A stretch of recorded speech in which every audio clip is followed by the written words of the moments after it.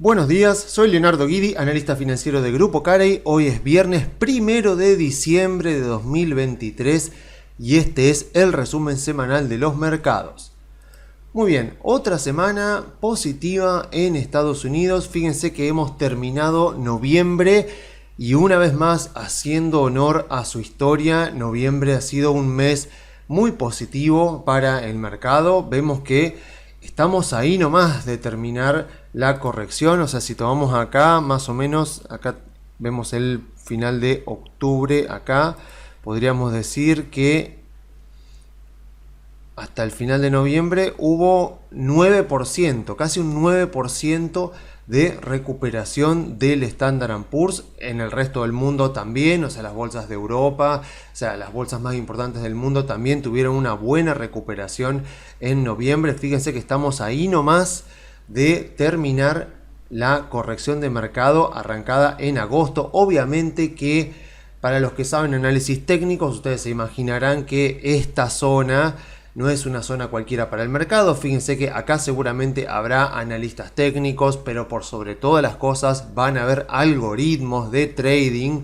aprovechando para o cerrar compras que hayan hecho, trading que hayan hecho hasta acá, diciendo, bueno, esta puede ser una zona de reversión momentánea, pueden estar cerrando algunos longs, o incluso algunos podrían apostar, porque básicamente al hacer trading, básicamente estás apostando por una dirección de mercado.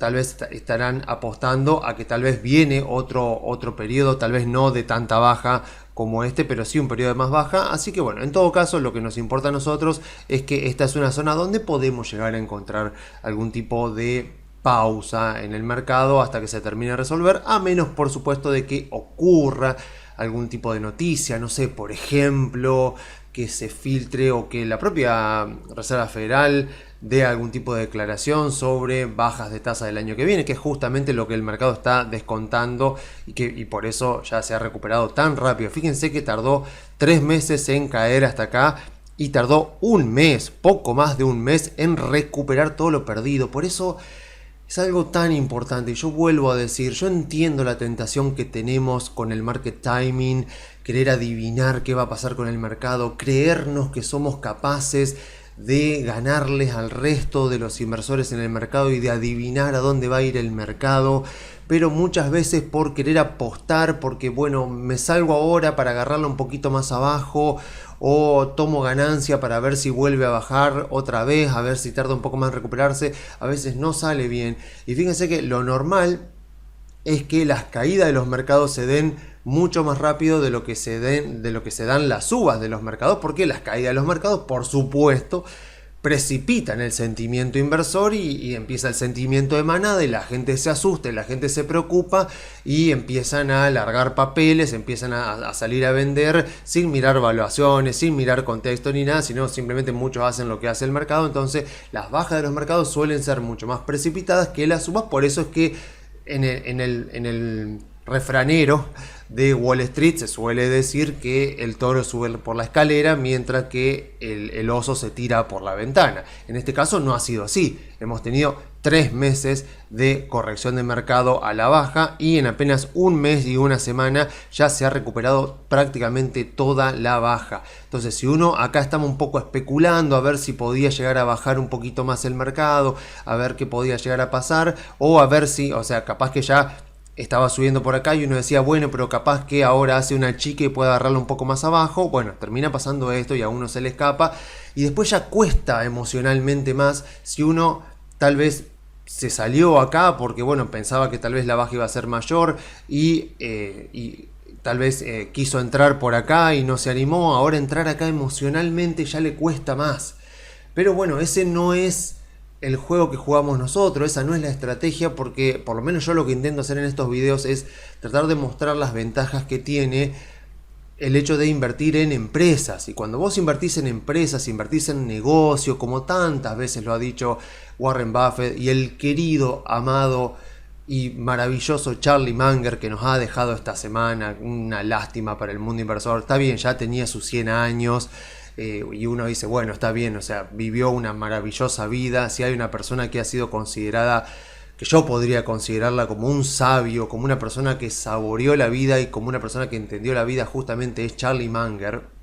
Justamente ellos dos nos han repetido muchas veces en sus entrevistas, en sus conferencias, en sus reuniones de accionistas, que si uno utiliza el paradigma, la metodología, el marco teórico para invertir, para utilizar el ahorro que tanto a uno le ha costado ganar, para invertirlo, y uno lo invierte en compañías en lugar de invertirlo en movimientos, en si subió o si bajó o si está lateral. A la larga, si haces las cosas bien, te va bien, porque si compras buenas compañías con ventajas competitivas, es sentido común que te tiene que ir bien. Ahora, si invertís en movimientos, bueno, o sea, podés terminar bastante estresado, podés terminar bastante preocupado, podés dilapidar en menos de un mes las ganancias que tal vez te ha llevado meses o capaz que te ha llevado años.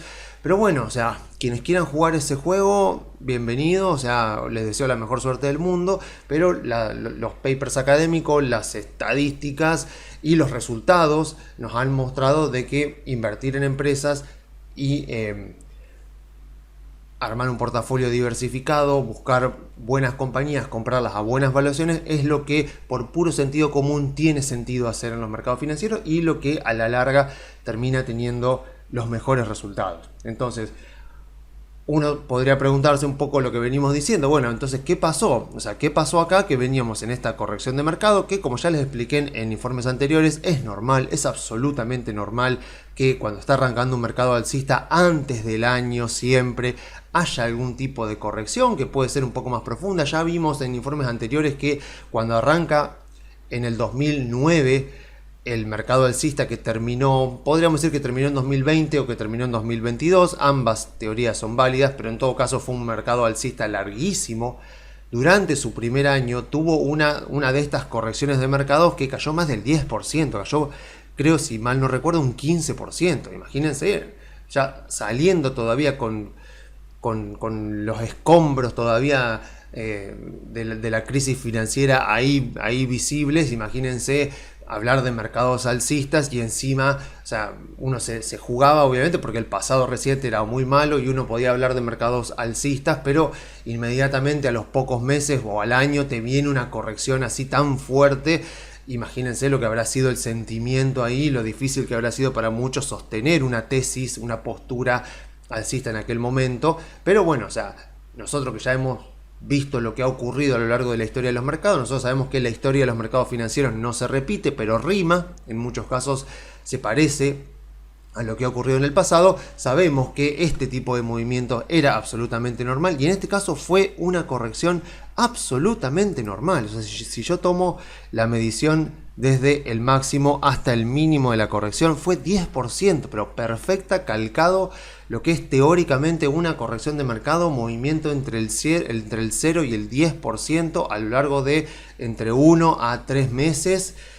Ya cuando pasa el 10% ya se considera una corrección mayor de mercado y ahí sí hay que empezar a prestar mucha más atención, pero esto fue calcado como un libro teórico de análisis de mercado financiero, te lo podría decir, o sea, fue tal cual. Y ahora, bueno, ahora ya se recuperó prácticamente todo, entonces uno dice, bueno, entonces, ¿qué pasó? ¿Qué pasó en ese momento? O sea, ¿qué estuvo pasando durante este último mes para que de repente lo que tardó 3 meses en bajar haya tardado apenas un mes y una semana en recuperar todo?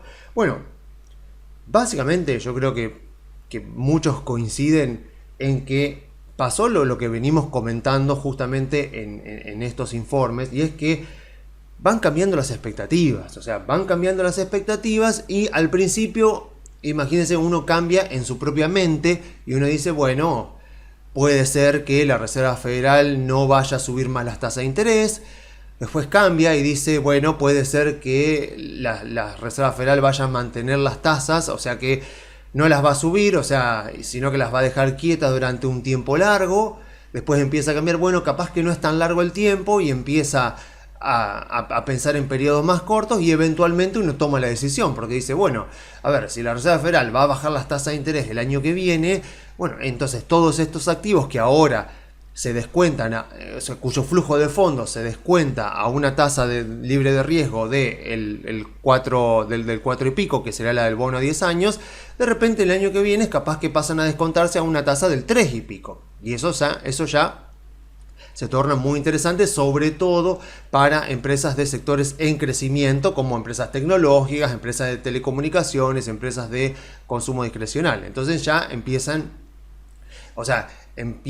un poco el cambio de expectativa y empieza a movilizarse un poco los inversores, empezando a tomar posiciones y a ver que las acciones, o sea, las mismas acciones, las que capaz que hace varios meses decían que estaban caras, sin que la empresa haya cambiado mucho, ahora de repente ya pasan a ser atractivas. Es lo que comentamos en informes anteriores con este último paper que sacó Michael Mauboussin de los price earnings, hablando de los price earnings como los niveles de evaluación de empresas que está dispuesto a pagar el mercado. Parece que el mercado, a pesar de que las compañías no han cambiado demasiado, lo que sí ha cambiado y está empezando a cambiar, y lo estamos empezando a ver en los precios, es que está empezando a cambiar el apetito del mercado por el riesgo y la rentabilidad, o mejor dicho, la tolerancia del mercado por el riesgo. Imagínense, el año pasado, con la guerra en Ucrania y sobre todo con la inflación de Estados Unidos y la Reserva Federal subiendo las tasas de interés más rápido que nunca en su historia,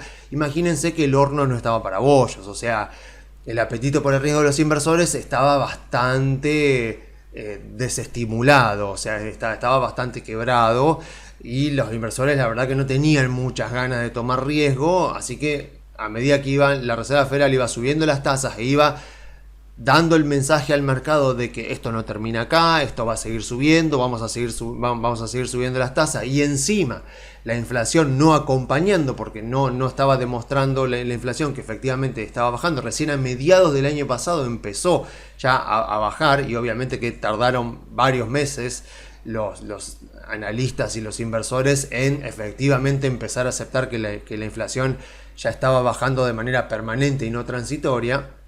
Bueno, mientras tanto, el apetito por el riesgo de los inversores fue cada vez menor, y por lo tanto los inversores empezaron a exigir valuaciones más bajas de las empresas para justificar una inversión, teniendo en cuenta el mayor riesgo percibido, porque se percibía que las tasas de interés iban a mantenerse más altas. Y convengamos que tasas de interés más altas no solo afectan las valuaciones de las empresas con el costo de capital, con que vas a descontar los flujos futuros a un costo de capital más alto, sino que además afectan también, por supuesto, los ingresos de las empresas, porque las tasas más altas desestimulan la actividad económica. Y uno puede decir, bueno, mira, no me importa porque la empresa en la que yo estoy invertido, no sé, por ejemplo, Apple, la empresa en la que yo estoy invertido, está llena de cash, tiene un montón de cash, no necesita ir al banco a pedir ningún crédito, con lo cual la empresa en la que yo estoy invertido es inmune a si la tasa está en el 1, en el 2, en el 5%. Bueno, sí,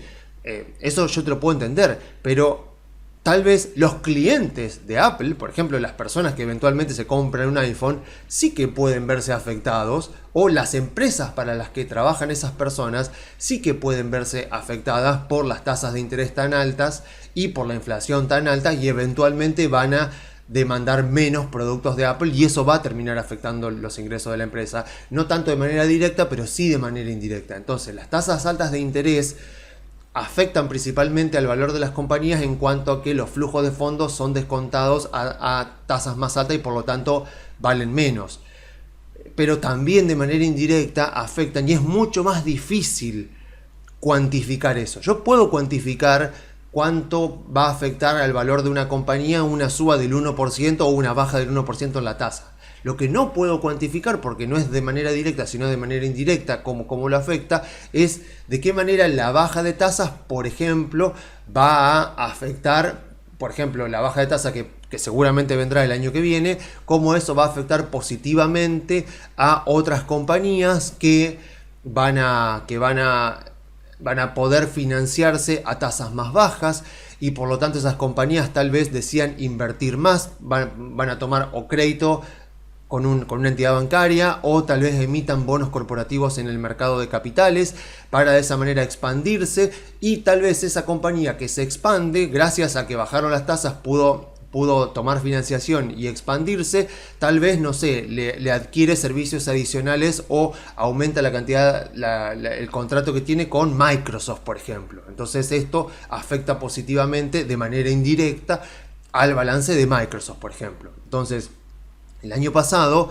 ocurría todo lo contrario. El año pasado estábamos en un contexto donde las tasas iban subiendo, la inflación generaba mucha incertidumbre. Encima, como ya lo hemos comentado, la inflación destruye el valor de las empresas no solo porque aumenta la base del impuesto a las ganancias, sino porque distorsiona los precios relativos, como sabemos perfectamente acá en Argentina.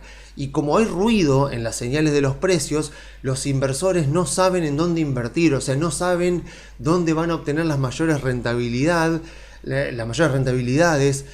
no saben qué es lo que está relativamente más barato y encima tienen los problemas de que les aumentan los costos y en muchos casos no los pueden trasladar los aumentos de costos de manera total al producto final o al servicio final, o sea, a los consumidores finales. Entonces les bajan los márgenes de rentabilidad. Y si la inflación justamente provoca que le bajen los márgenes de rentabilidad a las compañías, también les va a provocar, como efectivamente pasó el año pasado, que les baja el rendimiento sobre el capital invertido. Y recuerden, los 3 factores que determinan el valor de las empresas son ingresos, rendimiento sobre el capital invertido y costo de capital.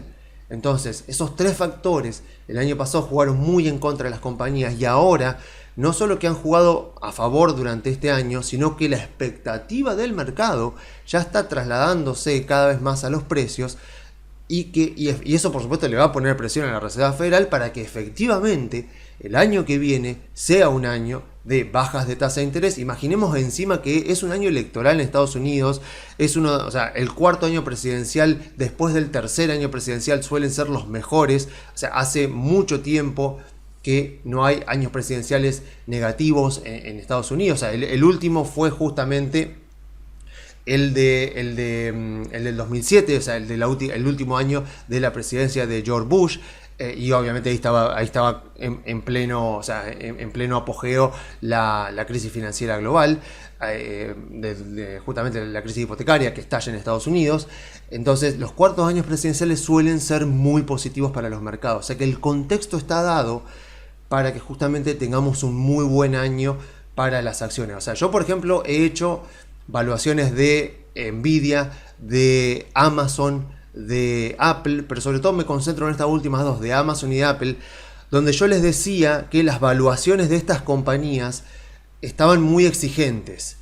Ahora bien, o sea, aún así, estas valuaciones exigentes que están en estas compañías como Amazon y como Apple, perfectamente, pueden no provocarles que sean malas inversiones, porque puede ser que la evaluación de la compañía siga siendo exigente, pero si el apetito por el riesgo del mercado aumenta, o sea, si la tolerancia por el riesgo del mercado aumenta debido a que bajan las tasas de interés y por lo tanto bajan los rendimientos que brindan las inversiones que compiten con las acciones, entonces, a pesar de que las valuaciones de estas empresas como Amazon, como Apple son exigentes, aún así puede ser que el año que viene tengan un muy buen año y sean una muy buena inversión, no tanto porque los ingresos de las compañías vayan a dispararse, ni porque el rendimiento sobre el capital invertido vaya a mejorar muchísimo, ni tampoco porque el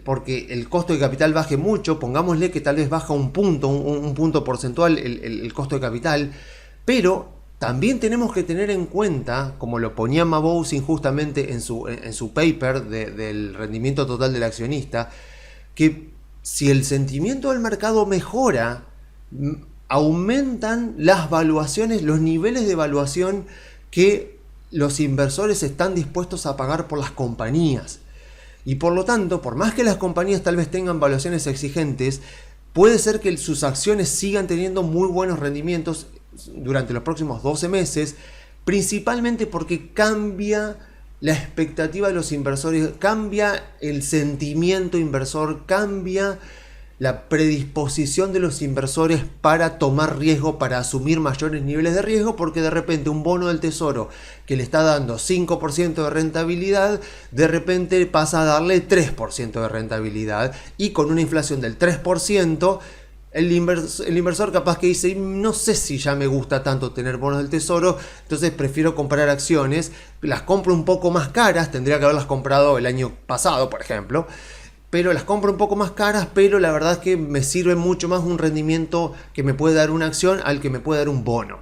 Entonces, me interesa mucho recalcar esto en estos informes como para que se entienda bien todas las variables que pueden jugar a favor nuestro el año que viene y que jugaron en contra nuestro el año pasado, para que se entienda que cuando uno hace una evaluación como las que yo he hecho en estos informes, a veces encontrarte con una empresa con una evaluación muy exigente no necesariamente quiere decir que la tenga que salir a vender, o que peor aún las tenga que salir a shortear, porque si tu expectativa es que tal vez el sentimiento del mercado mejore y empiece a haber más optimismo, no digo euforia porque estaríamos muy lejos, o sea, si apenas estamos un año atrás iniciando este mercado alcista, muy difícilmente el año que viene pueda llegar a haber euforia, pero sí ya un sentimiento un poquito más optimista con respecto a las acciones, con respecto a la economía de Estados Unidos y con respecto al mundo en general. Si eso pasa, la predisposición de los inversores a tomar riesgo aumenta, y por lo tanto, a igualdad de condiciones, o sea, por más que las empresas sigan siendo las mismas, las valuaciones que están dispuestos a pagar son más altas, y bueno, justamente las cotizaciones de los mercados aumentan. Por eso muchos cometen tal vez el error de mirar los price earnings de manera aislada, porque los price earnings siempre se tienen que mirar en un contexto. O sea, cuando uno ve una evaluación muy alta en una compañía y uno ve que se pagaron valuaciones muy altas durante mucho tiempo, no tiene que decir acá estaba caro, acá está barato, etcétera, sino que tiene que decir, bueno, a ver, ¿qué estaba pasando en aquel momento para que se pagaran estos niveles de evaluación? O el año pasado, por ejemplo, digamos en esta época del año pasado, octubre, noviembre, que fue cuando apenas arrancaba este mercado alcista, uno diría, bueno, ¿qué estaba pensando el mercado para, o sea, a esta altura del año pasado, por ejemplo, a Facebook la mataban, o sea, era una empresa impresionante y la mataban, parecía que era una porquería la empresa. Bueno, después vimos cómo terminó, ¿no? Ha sido una de las mejores inversiones de este año, pero uno ahí tiene que ir a preguntarse. O sea, yo me acuerdo haber hecho un video donde yo mostraba que el price earning, o sea, me acuerdo que en aquella época lo veíamos, de Facebook, creo que era de menos de 10.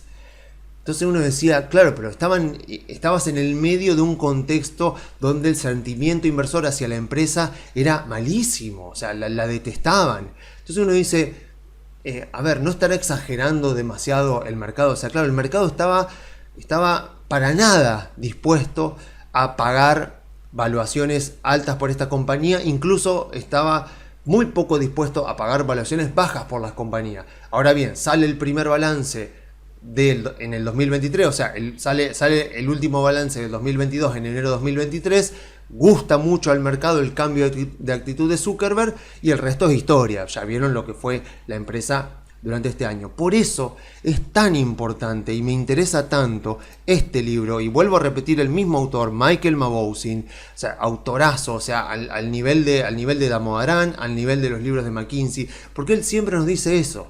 Dice, cuando ustedes van a invertir y hacen una evaluación de empresas, acuérdense que siempre que hablamos acá, él muestra estos 3 puntos donde él explica cómo llevar adelante su metodología. Él siempre dice que el flujo de fondos descontados, el modelo de flujo de fondos descontados a largo plazo es la herramienta correcta para leer las expectativas del mercado sobre una empresa, porque imita la forma en la que el mercado le pone precio a las acciones. Y después justamente dice, lo que tenés que ver para tratar de ganarle al mercado, para tratar de adelantarte al mercado, es en dónde y cuándo puede haber cambios de expectativas, en qué momento, en qué variables puede haber cambio de expectativas. Y eso lo estuvimos viendo a lo largo de los últimos meses. Con los valores de inflación que se dieron, ahora parece obvio, ¿no? Pero uno iba viendo eso y uno dice, bueno, tiene que haber en algún momento, sobre todo cuando transitamos toda esta corrección de mercado, uno dice, tiene que haber algún momento en el que el mercado finalmente, la masa del mercado, digamos, el consenso del mercado cambie de opinión con respecto a la inflación y con respecto a la política de tasa de interés de la Reserva Federal, porque ya es demasiado obvio los datos que están viniendo y uno ve esta corrección de mercado que dice, bueno, esto está más ligado a sentimiento que a fundamentos.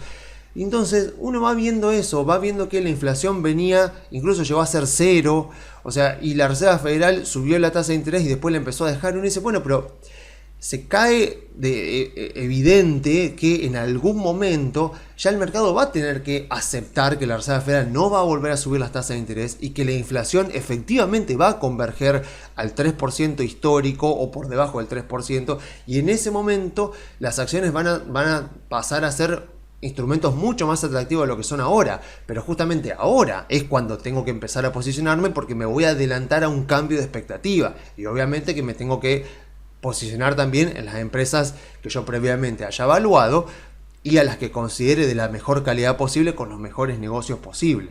Entonces ahora parece que ya está pegando la vuelta. Vamos a ver cómo termina. Ojalá que terminemos el año con récord histórico. Falta un 5% para que el Standard & Poor's vuelva al récord histórico de enero de 2022. Si yo me fijo todo lo que ha pasado, estamos relativamente cerca. Vamos a ver exactamente cuánto falta. Más o menos por acá, para llegar a este último récord histórico. Sí, más o menos un 4 y pico, un 5, pongámosle un 5% falta para que el Standard & Poor's marque un nuevo récord histórico después de todo lo que ha pasado a lo largo de estos últimos 2 años. Así que vamos a ver si diciembre vuelve a comportarse como un mes muy positivo para los mercados, como lo ha sido también en noviembre, y ver si terminamos el año con récord histórico.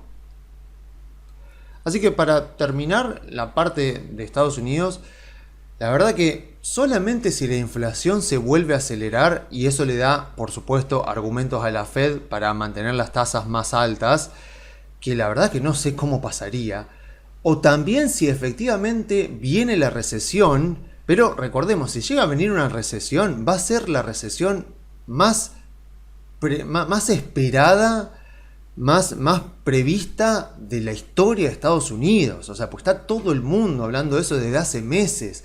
Entonces, incluso si viene una recesión suave, ya tendría que estar en los precios, porque es algo de lo que se viene hablando. Entonces, sinceramente, me cuesta pensar, primero, que la inflación se vaya a acelerar con la M2 cayendo en Estados Unidos en términos interanuales. Ya lo hemos visto en informes anteriores, cómo la oferta de dinero en Estados Unidos ha estado negativa, o sea que se ha retirado dinero del mercado a lo largo de este año, y sabemos que la inflación es siempre en todo lugar un fenómeno monetario que se da cuando una cantidad creciente de dinero va en busca de una cantidad de bienes y servicios que no crecen en la misma proporción, si lo sabremos nosotros en Argentina.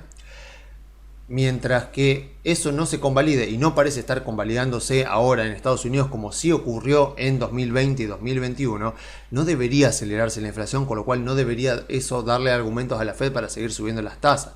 Ahora bien, tema recesión, ya le digo, hay gente que sigue insistiendo de que hacen cálculos de cuando se invierte la curva, ¿vieron? Porque si uno mira un poco la curva de tasas, en este momento la curva de tasas se está desinvirtiendo, o sea, estaba negativa, con pendiente negativa, sigue estando con pendiente negativa, pero ahora con menos pendiente negativa, y lo que se dice es que la recesión suele venir cuando se desinvierte la curva y vuelve a estar con tasas positivas. O sea, sí, yo lo entiendo, vos lo ves en términos históricos y pasa así. El tema es que además de ver la curva de tasas, tenés que ver, como ya lo hemos visto, si eso se ha trasladado, o sea, si la forma negativa, o sea, si la forma negativa que tiene la curva de tasas, en donde las tasas cortas son más altas que las tasas largas, si eso vos tenés que ver si se trasladó a la industria bancaria, a los bancos comerciales. Y ya lo hemos visto con los informes de la FDIC de Estados Unidos, que eso en este caso no ha pasado. O sea, vos vas hoy en Estados Unidos a poner un plazo fijo en JP Morgan Chase y no te van a pagar un 5. En bancos más pequeños, en bancos regionales, sí puede ser que te paguen un 5. Incluso en Interactive Brokers, en Robinhood, por tus saldos líquidos que tengas en la cuenta comitente, te pagan más o menos un 4 y pico, incluso un 5. Pero no está pasando en Wells Fargo, en Citigroup, o sea, no está pasando en los bancos más grandes de Estados Unidos, que son los que realmente importan.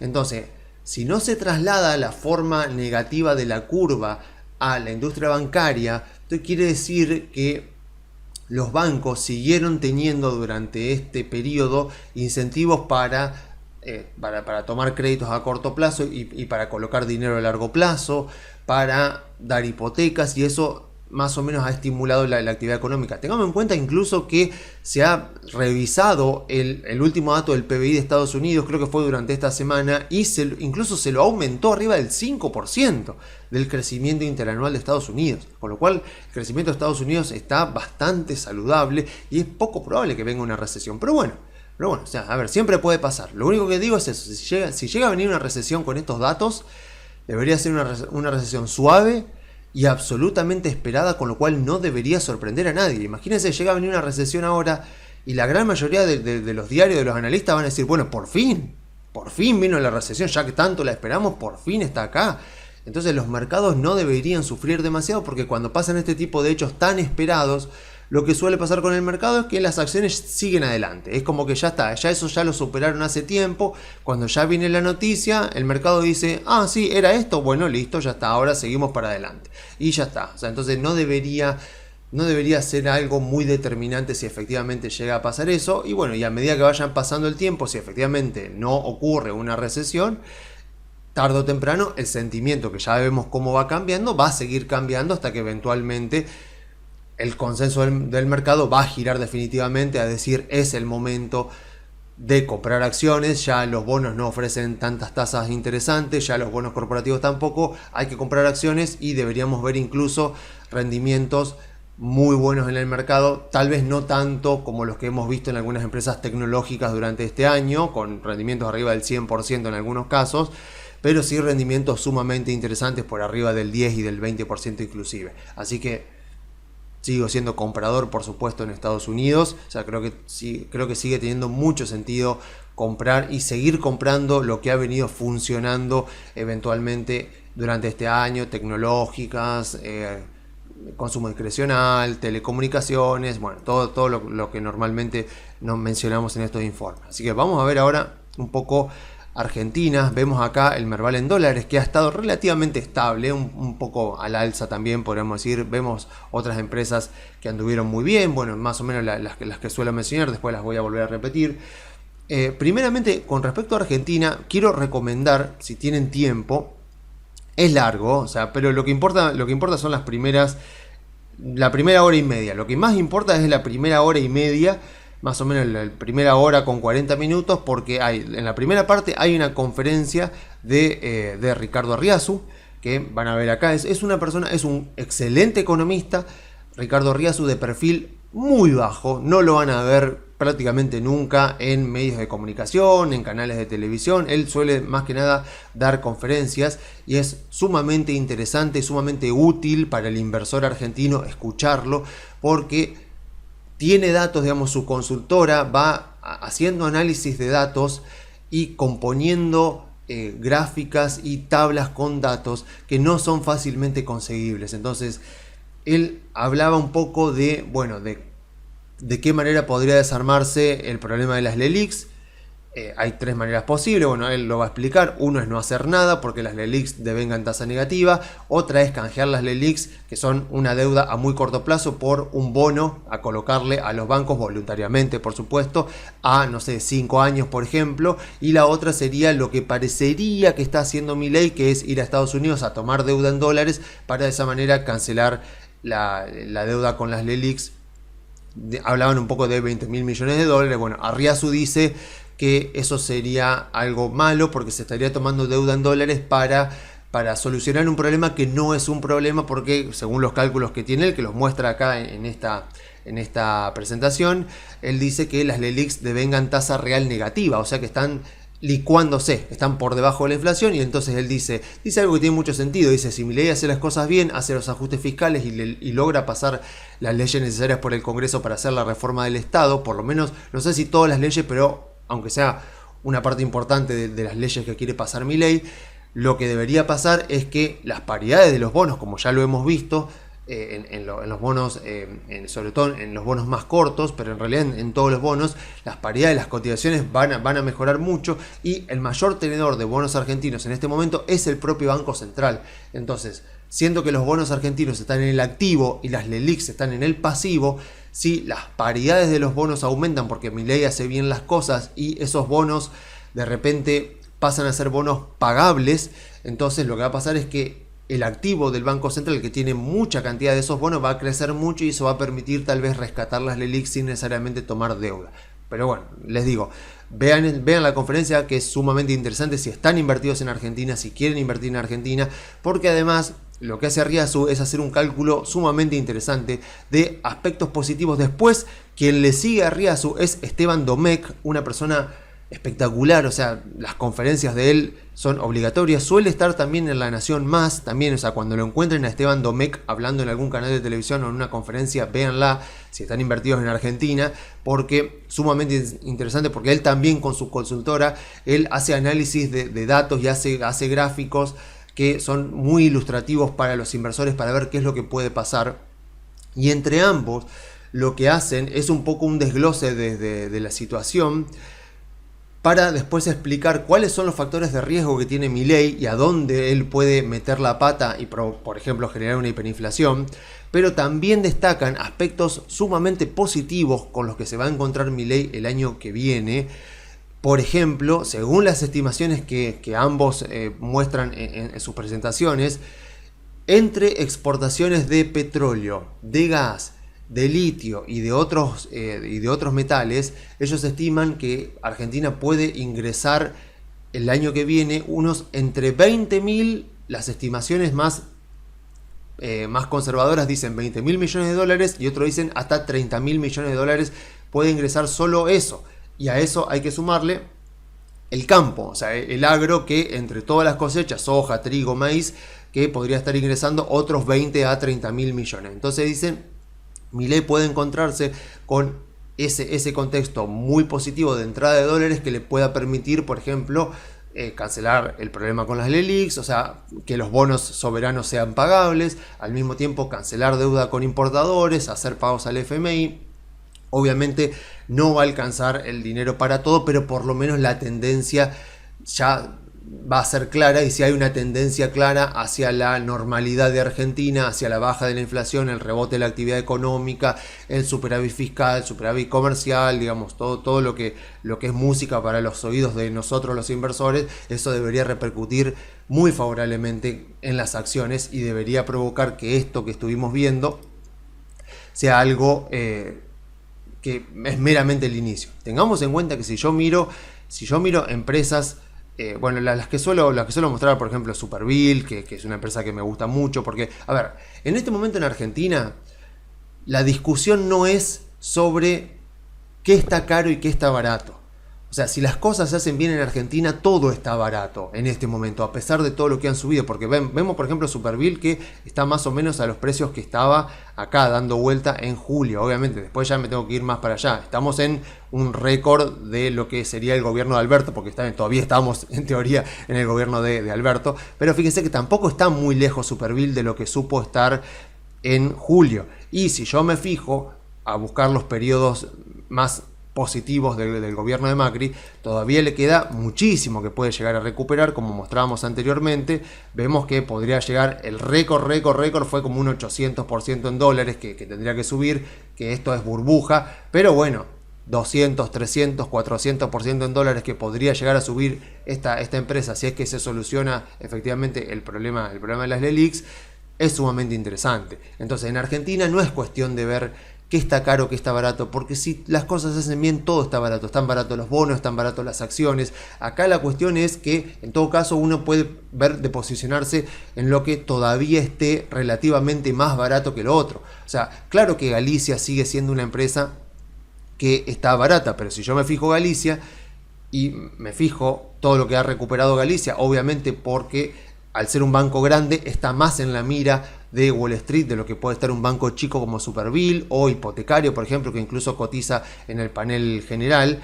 Yo miro esto y digo, bueno, a ver, estamos acá más o menos en 16,93 más o menos Galicia. Entonces si yo tomo más o menos, a ver, un poquito por acá, a ver, un poco más o menos, a ver si le, más o menos por ahí podemos ver.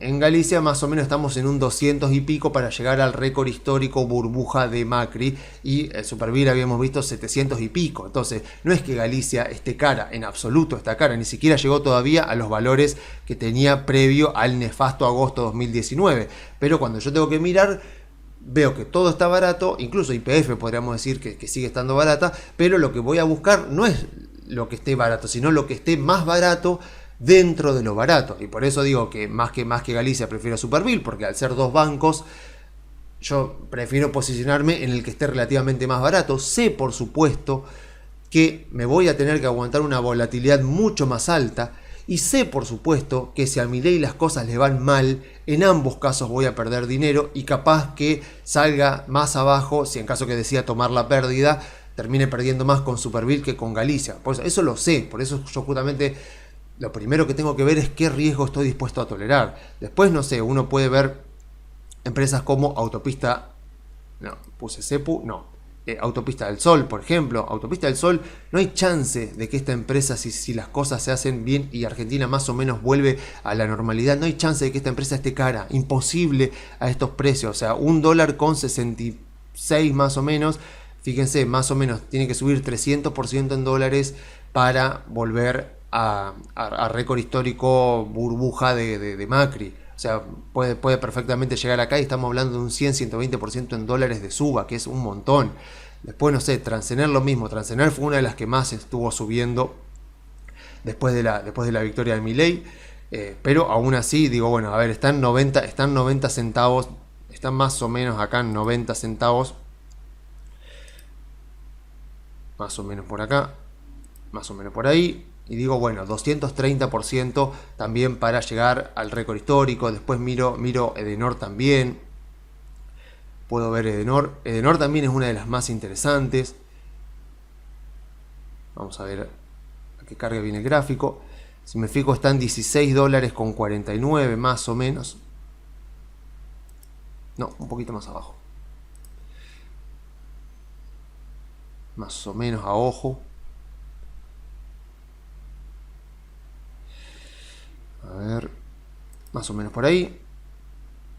También ve 250%. Entonces, y distribuidora gas cuyana, que me encanta. O sea, distribuidora gas cuyana, como para que se den cuenta lo barata que está esta compañía, el 40%, o sea, en la caja tiene dólares equivalentes al 40% de su capitalización de mercado. 40% de su capitalización de mercado. O sea, no hay chance de que esta compañía esté cara a estos precios en absoluto. Pero claro, es una empresa distribuidora de gas que está en el panel general. Uno preferiría tal vez transportadora de gas del norte, transportadora de gas del sur, que no niego que esas empresas siguen estando baratas, pero miren esto, o sea, distribuidora de gas cuyana. Si me quiero posicionar en el segmento de transporte de energía, en este caso transporte de gas, esta empresa me parece mucho más interesante que transportadora de gas del sur. Ambas están baratas, pero esta está relativamente más barata. Entonces, esas son las oportunidades, por lo menos las que yo estoy intentando aprovechar ahora, o por lo menos que le estoy aconsejando a los clientes, porque obviamente lo que me estuvo pasando fue que clientes que tal vez en muchos casos estaban invertidos, algunos tenían acciones argentinas, pero otros tenían totalmente su portafolio en CDRs y en obligaciones negociables. Y obviamente con esto que pasó me dicen, che, ¿no te parece pasar un poco a bonos argentinos, a acciones argentinas? Bueno, acá lo mismo, por supuesto, con los bonos argentinos. El AL30 llegó a $36. Si ese bono pasa a ser un bono pagable, porque Milei logra una solvencia fiscal en el Tesoro de la Nación que garantiza que esos bonos son pagables, de esos $36 que cotiza hoy, perfectamente puede irse a 50 y pico, 60 y pico, perfectamente. Uno puede llegar a ganar más de un 50, capaz que un 100% en dólares. De eso no hay ninguna duda. Ahora, ¿por qué yo no hablo de bonos? Porque ya que los drivers para que suban los bonos son básicamente los mismos que las acciones, digo, bueno, ya que voy a asumir riesgo argentino y los drivers son más o menos los mismos, en vez de comprar bonos, me compro acciones, que si las cosas salen bien, y es más probable que nos vaya bien a que nos vaya mal en este contexto, las acciones van a subir mucho más de lo que pueden subir los bonos. El bono capaz que te sube un 50%, 70%, en el mejor de los casos capaz que un 100%, pero las acciones deberían subir incluso mucho más. Entonces, justamente lo que yo les digo a los clientes es, mira, si vos querés en este momento, si ya tenés alguna posición en acciones argentinas o querés armar una posición en acciones argentinas o tenés una posición y querés aumentarla, lo que yo le digo a los clientes es, mira, si vos querés pasar una parte de tu tenencia o toda tu tenencia que tenés en obligaciones negociables en CDRs a acciones argentinas, lo que yo te pido es que tengas en cuenta que la composición de tu portafolio tiene que reflejar el riesgo que vos estás dispuesto a tolerar, porque el futuro no lo conoce nadie.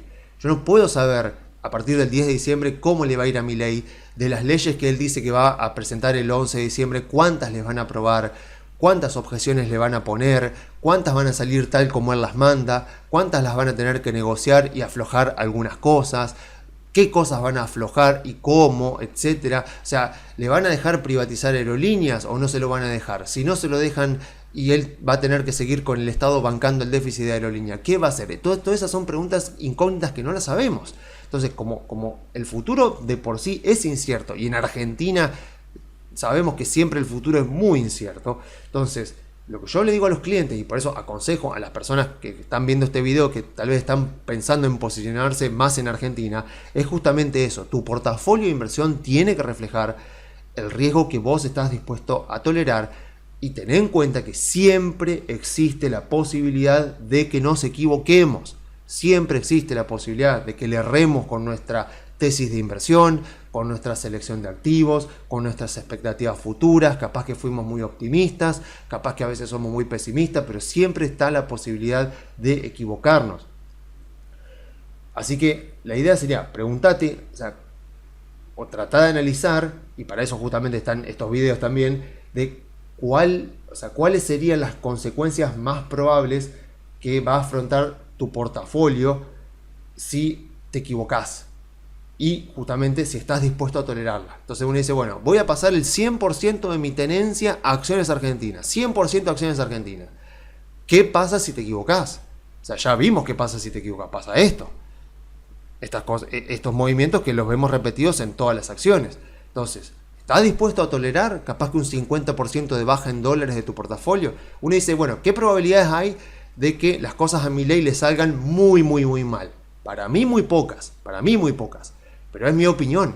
Entonces, por eso es que yo tengo una parte importante en mi portafolio en acciones argentinas, aunque por supuesto no el 100%, porque hay compromisos que tengo para el año que viene, o cosas que quiero pagar el año que viene, para las cuales necesito un activo mucho más estable, como puede ser un CDR. Entonces, el portafolio tiene que reflejar tu riesgo, tu expectativa de rentabilidad, tus necesidades de fondos, tu horizonte de inversión, y siempre preguntarte, bueno, a ver, si yo tengo esta posición de mi portafolio, si yo me equivoco con lo que yo estoy esperando que pase en Argentina, por ejemplo, ¿qué puede llegar a pasar? Y capaz que las acciones argentinas vuelven a valores de 2021, 2022 y te cae un 50% en dólares. ¿Estás dispuesto a afrontar eso? Porque puede llegar a pasar. O sea, sabemos que la probabilidad es poca. Las mayores probabilidades están a que estos sean precios de ganga, precios en los cuales dentro de un año vamos a decir, mirá lo barato que estaba todo. O sea, yo creo que va a pasar eso. Pero siempre está la posibilidad de que nos equivoquemos. Entonces la pregunta es, ¿estoy dispuesto a tolerar las consecuencias que eso puede tener? Si estoy dispuesto a tolerarlo, adelante, porque ahí voy a estar haciendo las cosas, pero a consecuencia. Uno de los graves errores que yo cometí con clientes acá en el agente de bolsa, en Carey, fue de que muchas veces no explicaba correctamente los riesgos, y muchos clientes de repente terminaban invertidos en portafolios que cuando vino el 2018, cuando vino el 2019 en Argentina, ellos se dieron cuenta que eran riesgos que no estaban dispuestos a tolerar. Y el error fue mío, o sea, el error profesional fue mío por no haber explicado correctamente eso. Y ahora, por supuesto, habiendo aprendido la lección, los clientes afortunadamente entienden perfectamente, los que se quieren pasar a Argentina, los riesgos que comenté, o sea, los riesgos que asumimos y lo que puede llegar a pasar. Entonces ya lo hacen de manera mucho más consciente.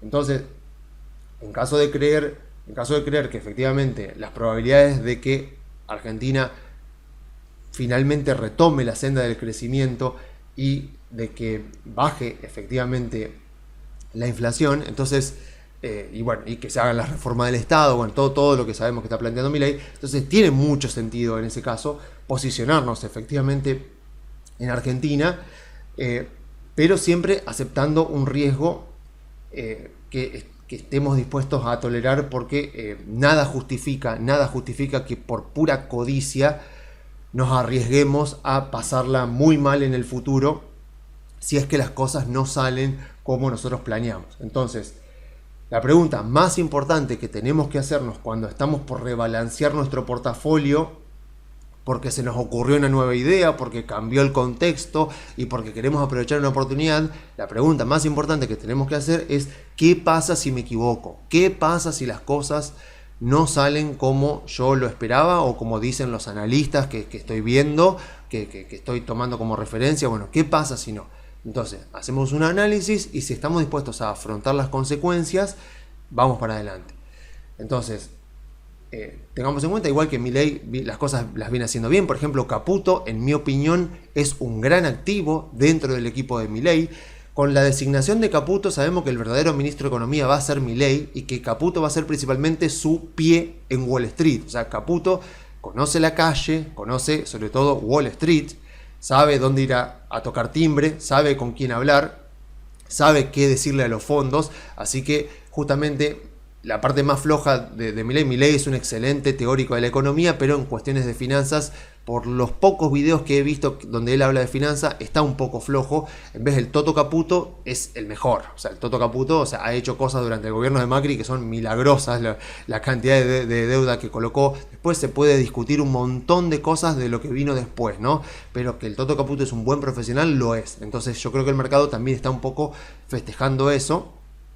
Y también parece que el mercado está festejando un poco que no va a haber dolarización. O sea, o que por lo menos sigue en la cabeza de Milei, pero no la va a poder hacer en 2024 y tal vez tampoco en 2025. Por eso vimos que el dólar estuvo bajando tanto durante estas semanas. O sea, vimos al dólar bajando ya a la zona de 800, 830, 850, después de haber estado en 1100 y pico o en 1200. Y eso responde obviamente a que por un lado se está dejando de lado, el mercado está dejando de lado la idea de dolarización, y también con que los exportadores ahora están pudiendo liquidar el 50% de sus exportaciones al tipo de cambio contado con liqui, con lo cual eso le mete oferta vendedora, con lo cual eso está ayudando a que el tipo de cambio se mantenga más bajo. Pero aún así, tengamos en cuenta, este gráfico yo lo mostré hace un par de informes atrás, unos cuantos informes atrás. Este es de Fernando Marul, a quien aconsejo 100%, o sea, que lo sigan en Twitter. Él posteó este gráfico donde hace la comparación de los dólares de hoy. Fíjense que en aquel momento, cuando él posteó este gráfico, estaba 7.50 el dólar paralelo, el dólar blue. Y él lo comparaba con otros momentos de la historia. Entonces él mostraba que, fíjense, que el dólar de 4 pesos de Duhalde, donde el país en ese momento tenía superávit fiscal y superávit comercial, el dólar de 4 pesos era 6.59 y ahora incluso estamos en 800 y pico. Lo que quiere decir es que si las cosas se hacen bien, o sea, si efectivamente el país va a superávit fiscal, baja la inflación, las deudas argentinas empiezan a ser pagables, entran dólares, se acumulan reservas del Banco Central, lo que quiere decir es que este tipo de cambio es alto. Entonces deberíamos esperar, en todo caso, que el tipo de cambio más o menos se siga manteniendo en esta zona o que incluso vaya bajando, o sea, si las cosas se hacen bien. Pero obviamente si las cosas se hacen mal y de repente la inflación no baja tan rápido como parece, o empieza a acelerarse mucho más, o sea, sabemos que la inflación se va a acelerar, pero el tema es si de repente se va de control, o sea, llamémosle una hiperinflación. Obviamente que este dólar va a ser un dólar muy barato y nos vamos a ir arriba de 1.000, 1.200 o incluso más.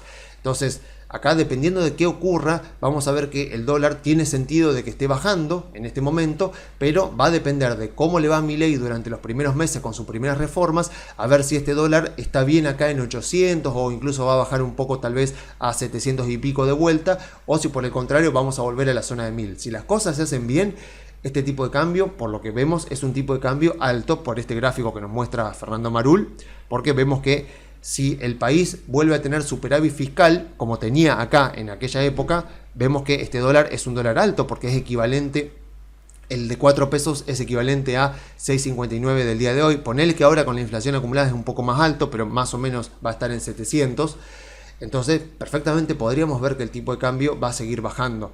Pero bueno, al mismo tiempo nosotros vamos a estar invertidos tal vez en acciones argentinas o en CDRs que van a subir en dólares y no debería afectarnos. O sea, cómo se mueve el tipo de cambio, si nosotros estamos invertidos en acciones, en CDRs, en obligaciones sociales, no debería afectar nuestras inversiones, porque el tipo de cambio es algo que no se puede predecir. O sea, es un factor más que tenemos que tener en cuenta, pero no podemos andar especulando con el tipo de cambio porque nos vamos a volver locos, porque depende de muchísimos factores. Lo que tenemos que hacer es desarrollar estrategias de inversión basado en las 3 premisas que siempre les digo: tolerancia al riesgo, horizonte temporal, remuneración pretendida, y en base a esas 3 variables armar nuestro portafolio con una diversificación que nos haga sentir cómodos, y en base a eso después implementar la estrategia, comprar con nuestra liquidez los activos que tengamos, armar nuestro portafolio de tal manera de que refleje el riesgo que estamos dispuestos a tolerar y las oportunidades que queremos aprovechar, y después simplemente quedarnos quietos, o sea, dejar que nuestra estrategia rinda sus frutos. Entonces, si estamos justamente ahora cambiando nuestra estrategia porque de repente Argentina se puso muy interesante, hagámoslo a conciencia. Si estamos migrando una parte de nuestro portafolio de CDRs y de obligaciones negociables a acciones argentinas o a bonos argentinos, hagámoslo a conciencia, siempre teniendo en cuenta de que estamos asumiendo un mayor riesgo por pasarnos a acciones y bonos argentinos, y de que siempre está la posibilidad de que nos equivoquemos. Entonces, de esa manera, tomemos decisiones que sean conscientes, para que de esa manera tengamos un portafolio que nos permita dormir tranquilos y obtener el mayor rendimiento de nuestros ahorros que tanto trabajo nos cuesta ganar en este país. Así que bueno, yo me despido entonces dejándole las vías de comunicación. Se pueden comunicar enviando un mail a info@grupocarey.com.ar o a contacto@grupocarey.com.ar.